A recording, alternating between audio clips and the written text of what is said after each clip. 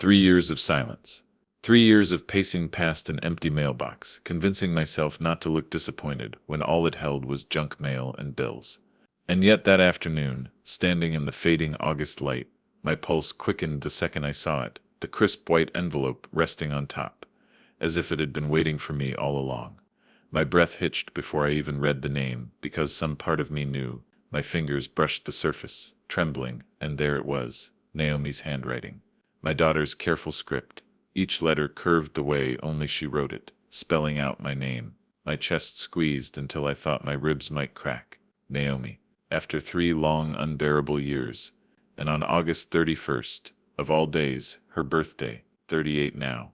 38, and I hadn't heard her voice, hadn't seen her smile, hadn't felt her arms around me since everything collapsed.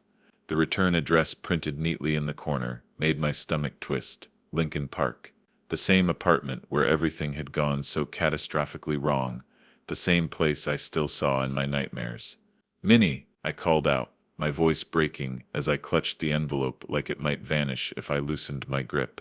I nearly tripped on the steps in my rush inside, the screen door clapping shut behind me with a bang. "Minnie, come here, quick!" She appeared from the kitchen, wiping her damp hands on a dish towel, gray eyes narrowing at my tone. "What on earth is it now?" I held it up to her like a holy relic, my hand shaking. "Look." Her expression shifted instantly, annoyance fading into surprise, then disbelief. She stepped closer, adjusting her glasses. "That's her handwriting," she whispered. Her fingers brushed my arm as though to steady me. "Are you sure you're ready for this, Ralph?" The question lodged in my throat. Ready? Could anyone ever be ready for this? I turned the envelope over and over in my hands, studying the seal, the weight. It wasn't thick, 1 sheet of paper, maybe 2, but it felt heavy as stone. Real. Undeniable. 3 years of nothing, and now this. A letter, on her birthday. My throat burned as if all the words I'd wanted to say to her had been stuck there, waiting. "Maybe this is it," I whispered. "Maybe she's finally ready to talk." The living room glowed with the soft gold of the sinking sun, shadows stretching long across the floor. Outside, children shouted from yards, neighbors waved at each other as cars pulled into driveways. The hum of ordinary life continued all around us, but inside, our little house was silent, suspended in a fragile bubble of hope and fear. Minnie sank into the armchair beside me, her presence as steadying as it had always been. She slipped her hand into mine. "Whatever it says, Ralph," she said gently, "we'll face it together." I nodded, though I couldn't seem to swallow past the lump in my throat. For 3 years I'd lain awake most nights, staring at the ceiling, replaying every last word of that final argument, wondering if I had been too harsh, too unforgiving. For 3 years I had missed her laugh, her quick wit, the way she'd call every Sunday just to check in. For 3 years I had convinced myself that silence was permanent, that I'd already lost her for good, and now here was proof that I hadn't. Not yet. I set the envelope down carefully on the coffee table, terrified to open it and terrified not to. It seemed to glow under the last streaks of sunlight. The silence between Minnie and me stretched until I could hear the ticking of the kitchen clock, each second drumming against my ribs. "She remembered," I murmured. "She knew I'd be thinking of her today." Minnie squeezed my hand. Naomi was always thoughtful like that. The memory came sharp and sudden. Naomi as a little girl, hair in a messy braid, racing down the stairs in her pajamas on her birthday morning, eyes sparkling with excitement, giggling as she tried to blow out candles in one breath. That was before everything got complicated, before she met Ethan, before the walls went up between us. I picked up the envelope again, staring at the careful, deliberate way she'd written our address. Not a single smudge, not a single mistake. She'd taken her time, planned this. That had to mean something, didn't it? "I can't remember the last time I felt this nervous," I admitted. Minnie's voice softened, but her words cut like a blade. "August 31st, 2022. The day you drove over to Lincoln Park and tried to talk sense into her." The weight of that memory pressed down on me, suffocating. That day, the day that had fractured us beyond recognition. My knuckles whitened around the envelope. But maybe, just maybe, today would be different. Maybe this letter would undo 3 years of silence. Maybe it carried forgiveness. Maybe it carried a chance to be a father again. I drew in a shaky breath and slid a finger under the seal. My entire body tensed as though bracing for impact, because in a way, that's exactly what this was. The first words my daughter had spoken to me in 3 years were waiting just beyond that thin strip of paper, and I wasn't sure if they were going to save me or destroy me. I lowered myself into the kitchen chair, the unopened envelope still trembling between my fingers. Its weight, so deceptively small, pulled me backward through time, straight into the memory I had tried for years to bury. My stomach knotted as I found myself once more standing in front of Naomi's building in Lincoln Park. 3 years earlier, on that fateful September afternoon when everything between us shattered, the city had been alive with its usual pulse, young professionals rushing home in business attire, couples strolling with dogs tugging at their leashes, taxis blaring horns down Clark Street. The air smelled of coffee, exhaust, and early fall leaves, that mix of old brick and urban promise. I remember clutching the steering wheel so tightly during the drive that my palms ached, every mile filled with rehearsed arguments and desperate words. By the time I stood at her door, finger hovering over the buzzer, my chest burned with determination. I would make her see reason. I had to. The lock buzzed without hesitation, and before I could even prepare myself, the door swung open.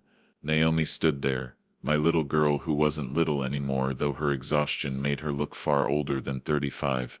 Dark circles bruised the delicate skin under her eyes, and her posture, usually so upright, sagged like she carried invisible weights. For a fleeting moment her face softened at the sight of me, then suspicion slid in. "Dad," she said, her voice tight. "What are you doing here?" I swallowed hard. "We need to talk, sweetheart, about your marriage." The change was immediate. Her jaw clenched, her lips pressed into a thin line. "If this is about Ethan again." "It is about Ethan," I cut in, my desperation leaking through, "and about you making the biggest mistake of your life." She stepped back, arms crossing, her body closing off as surely as if she'd slammed the door already. "I'm 35 years old. I don't need relationship advice from my father." "Maybe not," I said, struggling to keep my voice steady. "But when your husband is gambling away your future, you need advice from someone who actually cares about you." That's when he appeared. Ethan.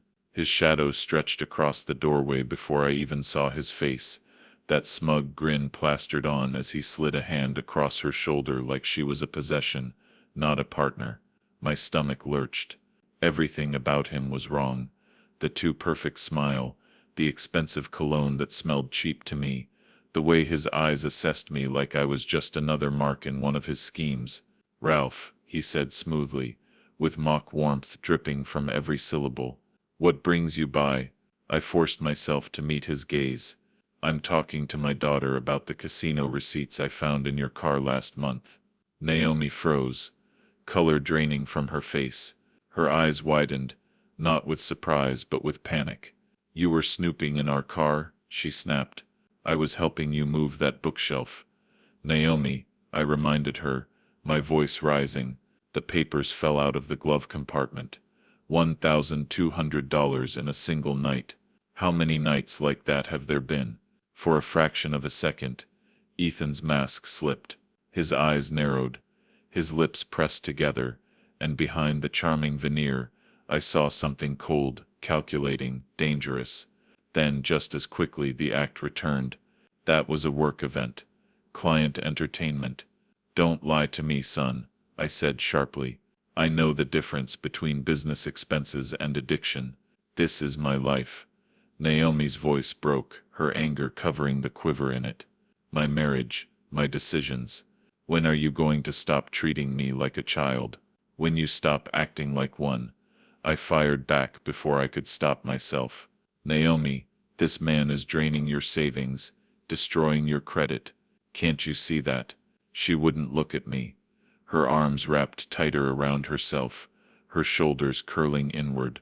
The more I pressed, the more she recoiled, retreating into the cage Ethan had built around her, and all the while, his grip on her shoulder tightened, possessive, like he was daring me to keep pushing. "What about family, Naomi?" My voice cracked. Doesn't that mean anything to you anymore? Her laugh was short, bitter, hollow. Family? You mean the family that never accepted my choices? The family that questioned everything I did? We questioned this one because we love you, I said desperately. No, she shot back, her eyes blazing, though tears shimmered just beneath. You questioned it because you can't control me anymore. Ethan stepped forward, then sliding between us with that same calm, poisonous tone. Maybe it's time for some space, Ralph. Let Naomi make her own choices without interference. His words slithered into her ears, wrapping around her like chains. I could see it, the way her shoulders eased under his manipulation, the way she let his words become her shield. He's right, Dad, she said at last, her voice cold. I think you should leave. The words hit harder than any fist. I staggered back as though she had struck me herself. Naomi, please, just think about what I'm saying. I am thinking, she replied, her voice trembling now but resolute. And I'm choosing my husband over your suspicions. The door closed, softly, but the echo of it roared in my ears like thunder. I stood there for what felt like hours, staring at the wood grain, waiting for the lock to click again, for her face to reappear, for anything that meant she hadn't just severed me from her life. But the door stayed shut. The city buzzed around me, indifferent, and eventually I walked away, my body heavy as stone. Now sitting in my kitchen 3 years later, I could still feel that moment, as sharp as glass under my skin. That door slamming had been the start of the longest years of my life. The next morning, I started calling, once, twice, dozens of times in those first weeks. I left message after message, pacing the kitchen with the phone pressed to my ear. Her recorded voice answered me every time. Hi, you've reached Naomi. Leave a message.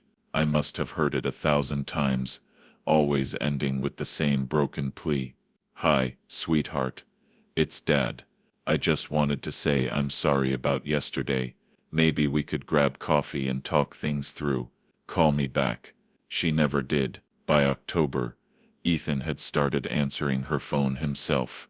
She doesn't want to talk to you, Ralph. Then let me hear that from her. You heard it when you drove over here uninvited and upset her. Leave us alone. The line went dead. I tried again in November, twice. The first time, he intercepted me in the lobby, his designer suit mocking the worn jacket I'd pulled on in my rush. His smile was polished, perfect and utterly fake. This has got to stop, he said smoothly, blocking the elevator. You're causing her stress. I'm causing her stress. What about you bleeding her bank account dry? His smile never cracked, but his eyes chilled to steel. Careful, old man. Harassment is a serious charge. The second time, he didn't even let me inside. He appeared by my car as I pulled up, phone in hand. I warned you, he hissed, menace curling beneath the silk of his tone. One more visit, and I call the police. Naomi doesn't want to see you. By Christmas I finally understood how completely he'd walled her off from me. That season had always been mine with her. I'd spent weeks each year hunting for the perfect gift, the kind that made her laugh or cry with joy. That year I found a leather journal, embossed with her initials in gold, just like the ones she had filled all through college. I wrapped it carefully, sent it with a note telling her I loved her no matter what. It came back unopened. Gray clouds gathered over Lake Michigan, a bruised sweep of sky that seemed to mirror the knot in my chest. The drive gave me too much time to think, to pile memory on memory until it pressed down so hard I could barely breathe. Whoever had written that letter knew how to hurt me. Whoever staged it had picked my daughter's birthday like a knife. Whoever forged Naomi's handwriting had used our history against us. That was no random scam. It was a deliberate cut aimed to reopen wounds that had never fully healed. I gripped the wheel until my knuckles ached and headed into Lincoln Park. The streets tightened as I got closer, brownstones, coffee shops with gossiping patrons, a florist whose windows smelled like spring even in late summer. I parked a couple of blocks away, partly on purpose, partly because my hands were shaking and I needed a minute to pull myself together. Rain spat against the windshield as I killed the engine. The city hummed around me, oblivious. The lobby smelled of lemon polish and cheap cologne. A potted ficus drooped under fluorescent lights. A receptionist looked up from her screen, sympathetic interest brightening her face when she saw me. A lone old man carrying an envelope like evidence. I almost felt foolish, like a detective in a bad movie, until she read my face and the paper peeking out. "Can I help you?" she asked. I told her, as calmly as the tremor in my voice would allow, that someone was using my daughter's name. I said the words slowly so they would land. They mailed a fake emergency letter asking for $15,000 in cryptocurrency. It was delivered here, and it came back to us. I need to know if Naomi is all right. I just want to see her for a minute. Her pleasant expression dimmed. "I'm sorry, sir, but for privacy and security we can't give out tenant information or announce visitors without their permission." Permission? I felt the old heat well up under my ribs. She doesn't answer her phone. This is urgent. Someone is impersonating her. The receptionist's gaze flicked toward the elevator, toward the glass doors where people filed out into the drying rain. "If you want, I can page her, but I can't promise she'll respond." Before I could agree, a voice like silk and gravel slid between us. "Is there a problem here?" Ethan stepped out of the elevator like he owned the air itself, suit immaculate, shoes too bright to be honest. He smiled in that way he always smiled around me. All charm, zero warmth. He moved forward, placing himself between me and the receptionist, and his hand landed on the small of Naomi's back as she emerged behind him. For a moment I saw her face thinner, composed, eyes skimming the scene like someone trained to look and not feel. When she saw me, something I couldn't name flickered across her features. It was almost guilt, and then it was gone. "Dad," she said once, and the word was clipped and distant. Ethan's smile sharpened. "Sir, are you harassing my wife?" he asked. Words practiced, like a line of dialogue he'd run through in front of a mirror. "We have asked you not to come here uninvited."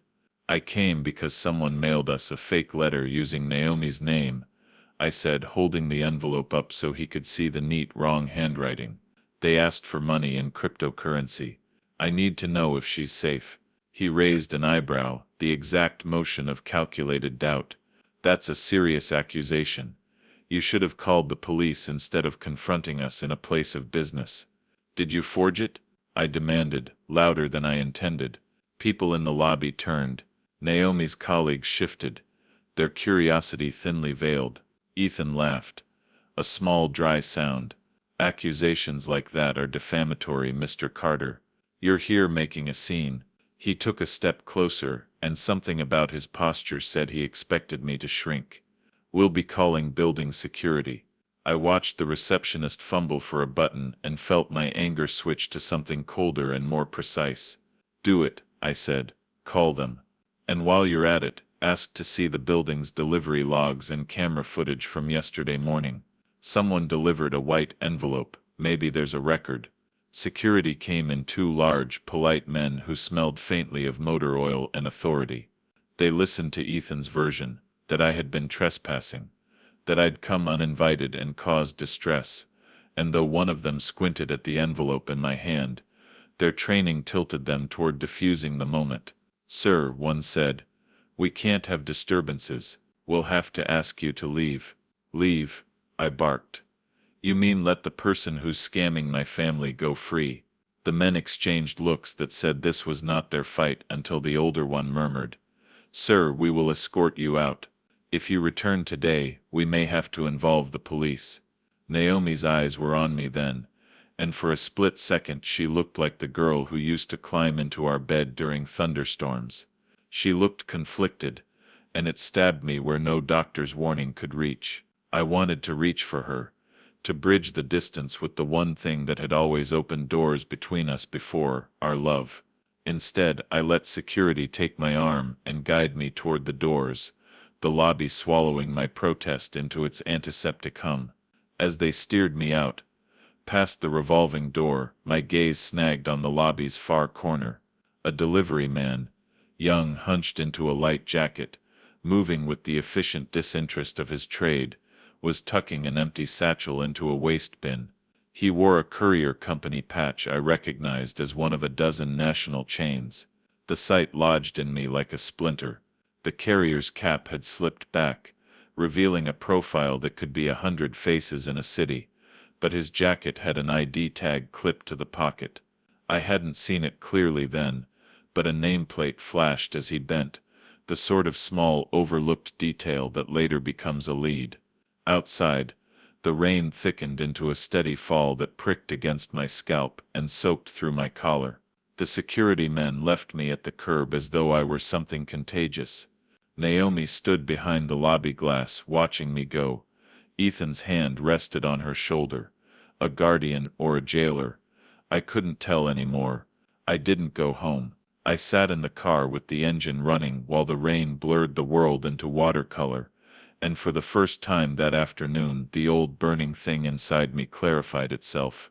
This wasn't just about contact or reconciliation. Someone had weaponized my fatherhood. Someone had taken what I valued most and tried to shake me to the core. That crossed a line I hadn't known I still had. Revenge is a crude word for what settled into me, but I recognized the feeling, a narrowed focus, a refusal to be the passive target of cruelty. I didn't want to ruin anyone for the sake of ruin. I wanted exposure. I wanted truth. I wanted to make sure whoever had thought to use our pain knew there would be consequences. I extracted the envelope from the glove compartment and smoothed it against my knee, the barely there leftward slant of the letters mocking my earlier gullibility. The courier, the delivery logs, the building's cameras, the pickup manifest. A traceable object, someone's badge or digital signature, was probably the mistake in their otherwise neat scheme. People who stage things like this assume others won't bother to look. They're arrogant. Arrogance makes them sloppy. When Minnie called me worried and insistent, I lied and said I'd be home soon. It felt like gullible courtesy, but I couldn't let her worry the way I had been worrying for 3 years.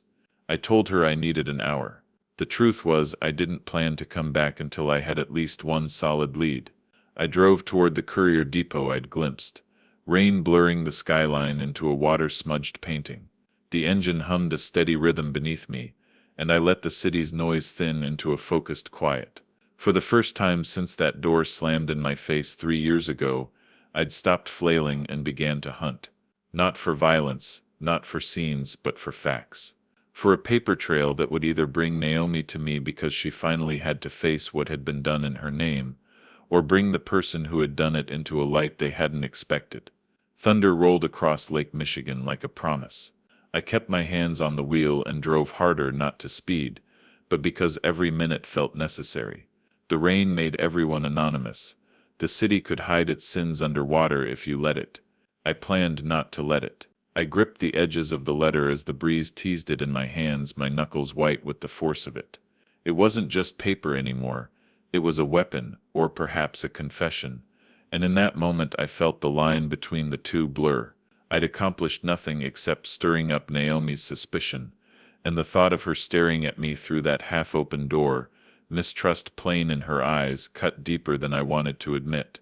Still, the image of Ethan lingered, stronger than my daughter's rejection, his face too carefully composed, his voice strained in places where it should have been calm, his eagerness to shut the door, to shut me out. Those weren't the reactions of a man protecting a woman he loved. They were the reactions of someone terrified his secrets were about to unravel.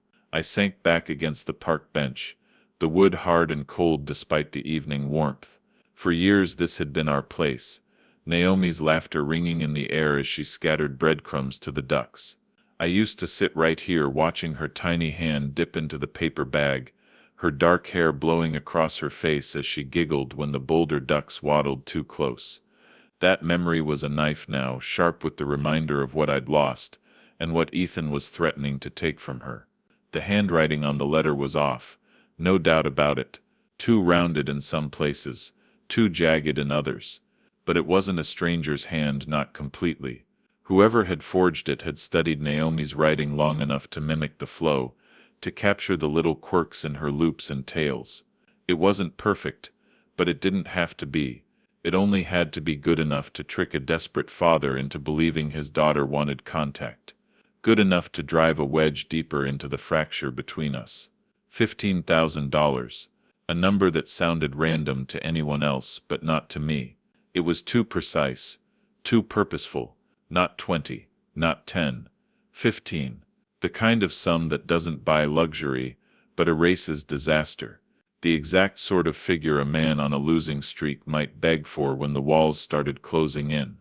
Gambling wasn't just a vice, it was a predator that stripped away dignity one bet at a time, and I'd seen enough ruined men in my lifetime to recognize its fingerprints. I could see Ethan now, not as Naomi's concerned partner, but as a man backed into a corner, pawns and debts piling up around him. His slip when I mentioned casinos had been small, but small slips can be fatal. A twitch of the eye, a stammer in the throat. They give a man away more surely than a confession. He hadn't been protecting Naomi from me. He'd been protecting her from the truth about himself. The breeze carried the faint scent of damp earth and decaying leaves, a whisper of autumn crouching at the edge of summer, and I felt a chill despite the light still lingering over the pond. A hollow gnawed at me, equal parts anger and sorrow. Naomi thought I was desperate, delusional, maybe even manipulative, but I wasn't the liar here. I wasn't the fraud sneaking letters under her nose. No, that role belonged to Ethan. I folded the letter carefully, slid it back into my jacket pocket, and stared out over the still pond where the water rippled faintly under the fading sky. Revenge is a cold thought, but it burns when it's new, when it begins as nothing more than suspicion sharpening into certainty. Tonight, sitting on that bench, I knew I couldn't walk away again. Not this time.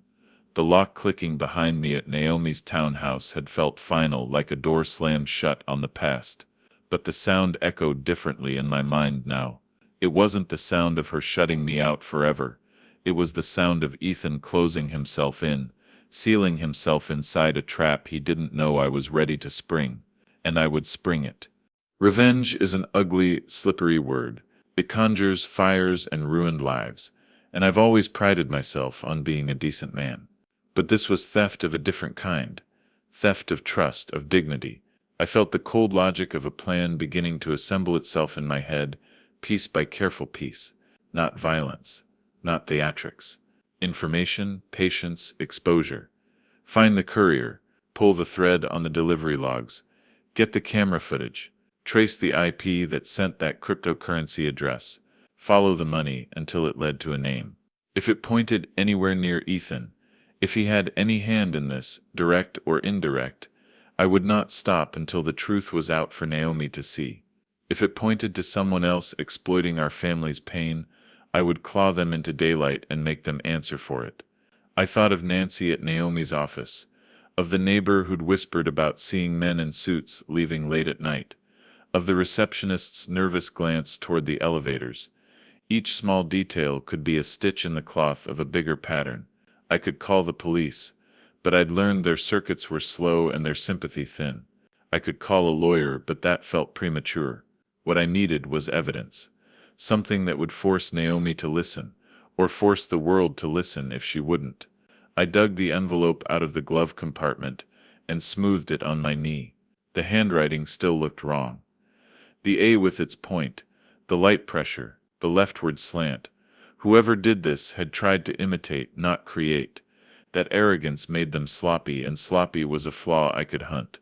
When Minnie called my phone, she'd been watching the weather from our front window back home, and had been pacing the house with worry. I kept my voice steady and lied. "I'll be home soon," I said. "Just give me an hour." The truth was, I wouldn't be home soon. I drove toward the courier company's downtown depot, following the vague memory of a logo and the angle of the man's shoulders the way a hound follows scent. Rain plastered my hair to my forehead. The city blurred past like a film reel, and the knot in my chest turned into a wire I would pull until something gave. This time, I told myself, I wouldn't be standing at a lobby door asking for scraps of contact. I wouldn't pace a kitchen with voicemail after voicemail in my pocket. I would build a case, find the people who had crafted that lie, and make sure they understood the cost of using family as bait. As I merged back onto Lakeshore Drive, the skyline cut against the stormy sky like a row of teeth. The rain came harder. My hands were steady on the wheel now, not because the fear was gone, but because it had found its shape. Focus, investigation, exposure. If the truth led me to Ethan, fine, he and I had words left to share. If it led elsewhere, I would follow it all the same. Either way, I would not sit down and let someone else decide my family's fate. The engine hummed as the city swallowed me up, and for the first time in 3 years, I felt a fierce clarity I mistook for peace. I would do whatever it took to protect Naomi's name, and if possible, to get her back. The road ahead was long and wet, and the thunder rolled like a promise. I stared at the envelope until the ink blurred. The red stamp returned to sender, a savage little punctuation mark on months of humiliation. Birthday cards, Mother's Day flowers, packages wrapped with the kind of careful love that used to make Naomi laugh. They all came back the same way, like messages rejected by a heart that had learned to protect itself. Every attempt at connection bounced off that wall. It felt like throwing stones at a fortress. The last attempt before this afternoon had been in spring. Nancy, our neighbor, had mentioned Naomi's company moved into a new building downtown. I took a sick day from work with a foolish, naive hope, and waited in the lobby during her lunch hour. When she arrived with colleagues, briefcase in one hand, a takeaway coffee in the other, she looked skinnier, a little hollowed out at the temples, but still my girl. For a heartbeat, I saw the child who used to sprint down these same streets, coming home with scraped knees and a triumphant grin.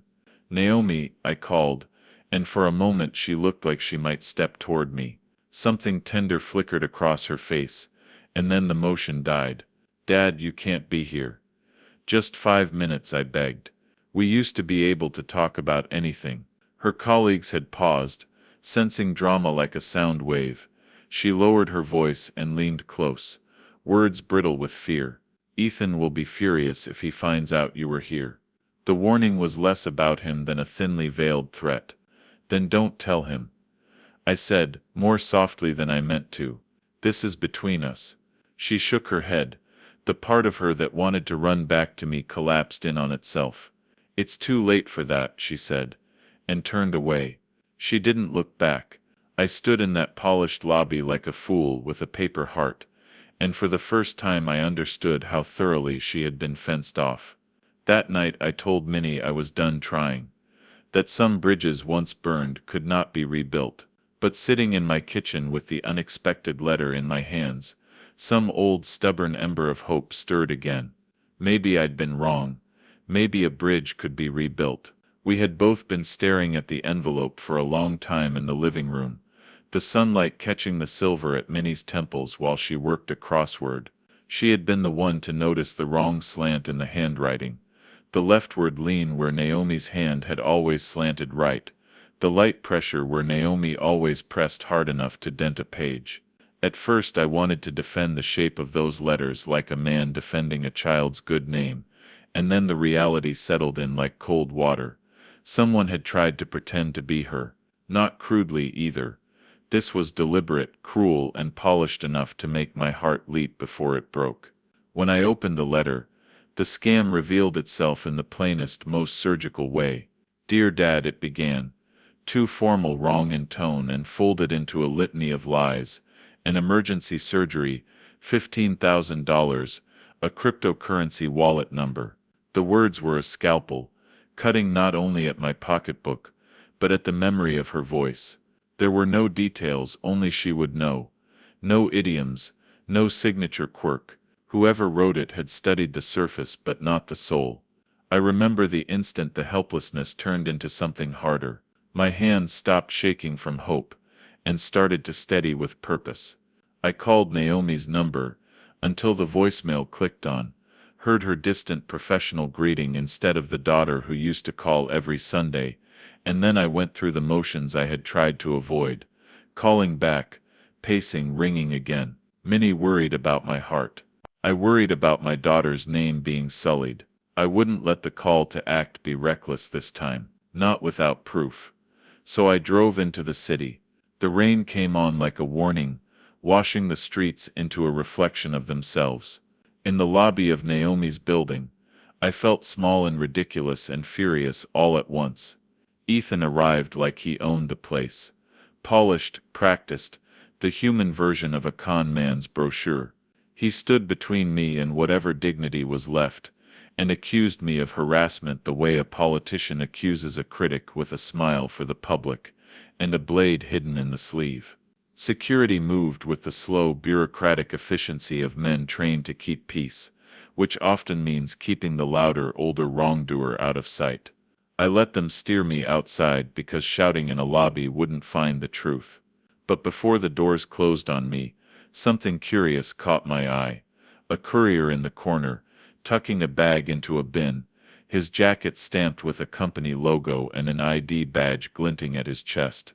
An ordinary detail, insignificant to anyone else, but to me it was a thread. Sitting in my car in the rain, engine idling, I felt the shape of what I needed to do assemble itself with the clarity of a map. This wasn't about confronting Ethan at a lobby door. This was about tracing paper to hand to postmark to courier, to doorstep, and then following the money trail that led from that cryptocurrency address. Police could be slow, lawyers distracted. What I needed first was evidence. Solid, undeniable evidence.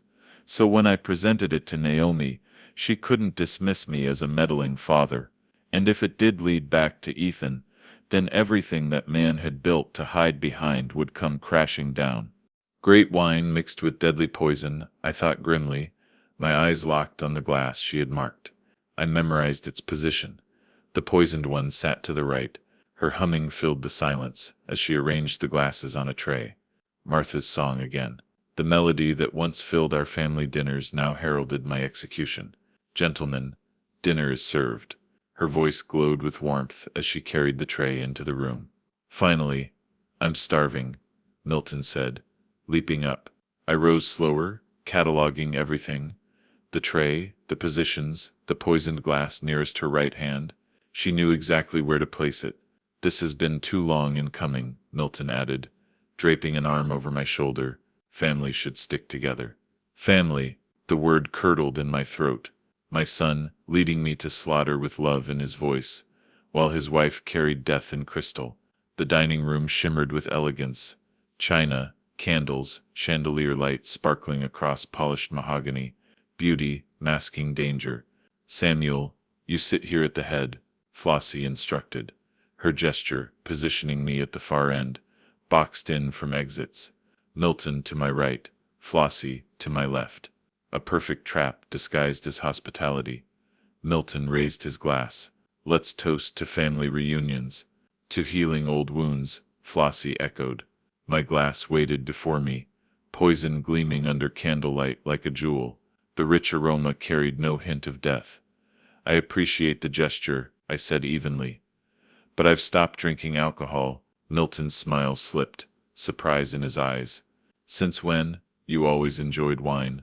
Doctor's orders, I replied smoothly. Blood pressure meds don't mix with alcohol. The lie rolled out effortlessly, believable for a man my age. Flossie's smile faltered for a fraction of a second. I caught it, a crack in her flawless mask. Beneath it, frustration. Of course, health comes first, she said quickly. Milton's glance at her revealed silent communication. They'd prepared for obstacles. Flossie makes incredible juice, he added, pushing cheer back into his tone. Apple cranberry blend. You'll love it. The wink Milton gave his wife might have looked playful to an outsider. To me it confirmed they'd shifted to plan B. Whatever waited in that kitchen blender would be just as lethal as the wine I'd refused. I'll get some immediately, Flossie said, rising with renewed energy. Her disappointment had hardened into determination. While she busied herself in the kitchen, Milton filled the silence with nervous chatter about Los Angeles life and business ventures. His words came too fast, tripping over each other as he checked his watch again and again. We have exciting plans for tomorrow, he said, then caught himself. I mean, we'd love for you to stay longer, see more of the city, plans that assumed I wouldn't live through the night. From the kitchen came the blender's grinding roar, running longer than needed for juice. I asked Milton about house renovations, pretending to listen while cataloging every sound. Refrigerator doors opened and shut, glasses clinked, liquids poured. Too many steps for something as simple as fruit juice. "This is our signature blend," Flossie announced at last, sweeping back into the dining room with a pitcher that looked like it belonged in a luxury hotel. Dark red juice glistened with ice cubes and fruit garnish, professional presentation concealing death. "Samuel, you must try this." She poured a tall glass, her movements precise, practiced. Both of them watched me like hawks. Every gesture, every twitch of my hand, waiting for me to lift the glass. "It looks delicious," I said carefully, "but I'm quite full from the water. Perhaps with dessert." Milton leaned forward, insistence sharpening his tone. "Come on, Dad, just a sip." Flossie worked so hard, the pressure mounted with each refusal. Their desperation cracked through their polished performance. Milton's voice grew high and strained. Flossie's hands twitched as she hovered by my chair, her tone pleading, "Please, Samuel, just a taste for me." Her stance wasn't hospitality, it was predation. They'd invested too much in this evening to let me leave without swallowing their poison. I slid my chair back with what I hoped looked like contentment instead of retreat. "Excuse me, I'll just freshen up before dessert." Milton and Flossie exchanged a look that confirmed what I already knew. I wasn't meant to leave this house alive. The hallway stretched before me like a lifeline. Family photos lined the walls, graduations, weddings, vacations, smiling faces built on blood money. Each step toward the bathroom was calculated. Too fast would betray panic.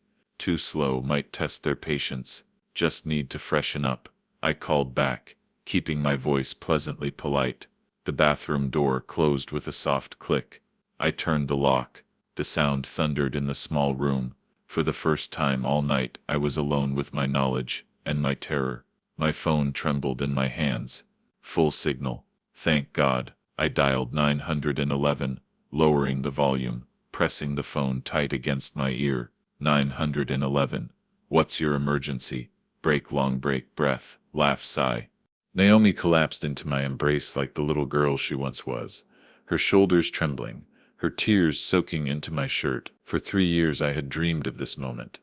Not the circumstances, not the pain that had brought her back, but the feel of her arms around me, the weight of her trust returning after being stolen away. I held her as tightly as I dared, afraid that if I let go she might vanish again into the distance of silence. My chest burned with so many emotions I couldn't separate them. Relief, sorrow, rage at Ethan, and something close to gratitude that at last the truth had dragged its way into the open. Minnie set the towel gently over Naomi's shoulders, her hand smoothing damp hair away from her face with the same tenderness she'd shown since the day Naomi first called her Mom.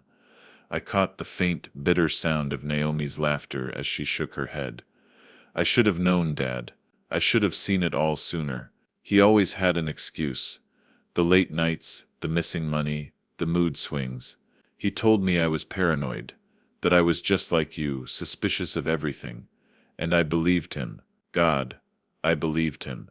Her voice cracked again, and I saw the raw wound that had been carved into her trust. I glanced at the papers still scattered across the coffee table, the neat, obsessive rows of her name written over and over in Ethan's hand. It wasn't just fraud. It was an invasion, an impersonation of the bond between father and daughter, twisted into a weapon for his own survival. The sight of it filled me with a white-hot fury I hadn't felt in years. "He thought he could take our pain," I said softly, almost to myself, "and turn it into profit. He thought he could keep us apart forever." Naomi lifted her head, her eyes bloodshot but clear, blazing with the kind of anger that only comes after betrayal. "Not anymore. He's not taking another thing from me. I told him last night it was over, and when he begged, when he cried, I didn't care. Tomorrow I'll file the papers. He won't drag me down with him." Minnie's hand remained steady on her shoulder, her voice low and soothing. "You don't have to face this alone, Naomi. Not anymore. You have us, always. The weight in my chest shifted, then not gone, but lighter, replaced by something sharper, cleaner: determination. Ethan had underestimated me once, thought me weak with longing for my daughter, thought he could exploit that weakness to line his pockets. But he had made the fatal mistake of leaving a trail, and now Naomi herself had turned against him. He had no idea that in trying to divide us, he had instead bound us back together stronger than before. I looked into my daughter's eyes, those same eyes that once looked at me with suspicion and anger, and I saw clarity there now. She was still trembling, still fragile from the revelation, but beneath that was steel, the same steel her mother had carried, the same steel Minnie carried, the steel I had always hoped was in her too. You don't need to ask me for forgiveness, I said finally, my voice low but steady. There's nothing to forgive. You were lied to, manipulated, but you came back. You saw the truth. That's all that matters now. I tightened my hold on her, my hand at the back of her head as though to shield her from the world itself. We'll get through this together. And Ethan, he'll get what's coming to him. For the first time in 3 years, Naomi smiled through her tears. It wasn't much, a flicker, a shadow of what her smile used to be, but it was real, and that was enough. As the rain beat softly against the windows and the smell of dinner lingered from the kitchen, I felt the strange, electrifying calm that comes just before a storm breaks. Change was here, whether we wanted it or not, and I was ready to meet it head-on. She melted into my arms like she was 12 years old again, and in that moment, for the first time in 3 long years, my family was whole. Minnie, ever the anchor of our home, wiped her hands on her apron and said softly, "Come on, both of you, let's sit down properly. I've got pot roast waiting, and there's plenty for 3. We moved into the kitchen together, and I watched as Minnie set a third plate at the table without hesitation, like she'd been waiting all along. The smell of dinner, the clink of silverware, my daughter sitting once again in the chair she'd occupied as a child, it all felt like a small miracle. Naomi sighed, her voice trembling as she said, "I can't believe I let him isolate me from you for so long." I shook my head. Don't blame yourself. Manipulators make their living off subtlety. They twist truth so carefully that even the brightest minds can be fooled. Her fork hovered over her plate. He made me believe that choosing him meant proving my independence. I reached across the table and took her hand. What matters isn't what you missed, it's what you've seen now. You saw through him. And you came home. Tears shimmered in her eyes. I should have listened 3 years ago. You tried to protect me, and I pushed you away. None of that matters anymore. Minnie said, her voice firm but gentle. We start from today. I stood and pulled open the kitchen drawer, taking out the fake letter that had poisoned our family for weeks. The paper was wrinkled, stained with worry from being carried in my pocket. This has caused enough damage. Naomi nodded, understanding instantly. The 3 of us crowded around the sink as I struck a match and held it to the corner. Flames licked across the page, curling the lies into ash, until nothing but blackened scraps washed down the drain. Good riddance, Naomi whispered. Minnie disappeared into the living room, and returned with an old photo album. She flipped it open to a page of Naomi at 8 years old, gap-toothed, wearing a Cubs cap, beaming between her parents. Naomi laughed softly, remembering the hot dogs, the teasing, the happiness, and in that laughter I heard the echo of all the years we thought we'd lost. We spent the next hour reliving birthdays, vacations, and Christmas mornings. Each photo proved what I'd always known. We were a family worth fighting for, a bond no manipulator could sever forever. I've missed this, Naomi whispered, her fingers tracing a picture of her 16-year-old self, rolling her eyes at some forgotten joke of mine. You'll never lose this again, I promised. No more years of silence. We stay together always. She nodded, voice breaking but steady. Never again. And Dad, I want to write you a real letter. My own words in my own hand. Everything I've held back for 3 years. The universe had balanced itself. False words destroyed, genuine ones waiting to be written. When Minnie asked where Naomi would stay, my daughter hesitated before whispering, "Would it be all right if I came home for a while?" "Sweetheart," I said, smiling through tears, "this has always been your home. We just lost you for a little while." That night, as she settled into her childhood room, I stood in the doorway, watching her unpack. She looked younger, freer, like a weight had lifted from her shoulders. "Thank you for not giving up on me," she said softly. "Never," I replied. "That's what family means. We don't give up." Outside, the rain fell steady and soft, washing the world clean. Tomorrow would bring its own battles, but for tonight we were together again.